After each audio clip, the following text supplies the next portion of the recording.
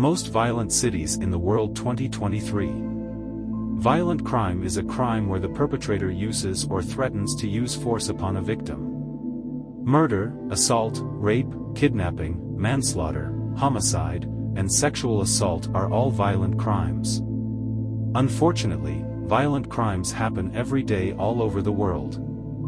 The Citizen Council for Public Security and Criminal Justice, a Mexico City-based advocacy group, reported which cities had the highest murder rates in the world.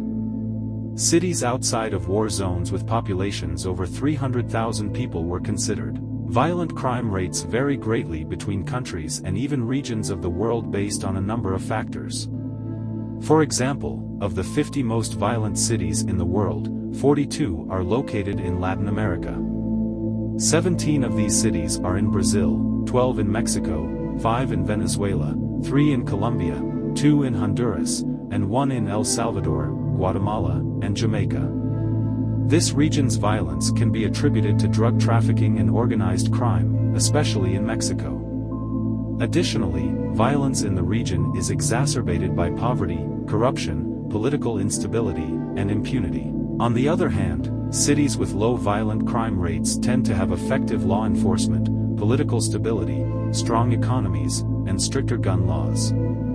Some of these countries, such as Austria, have low violent crime rates but higher petty crime rates, such as pickpocketing. The 10 most violent cities in the world are Tijuana, Mexico; Acapulco, Mexico; Caracas, Venezuela; Ciudad Victoria, Mexico; Ciudad Juarez, Mexico; Irapuato, Mexico; Ciudad Guayana, Venezuela; Natal, Brazil; Fortaleza, Brazil; Ciudad Bolívar, Venezuela. The top 10 cities are all located in Latin America and are either in Mexico, Venezuela, or Brazil.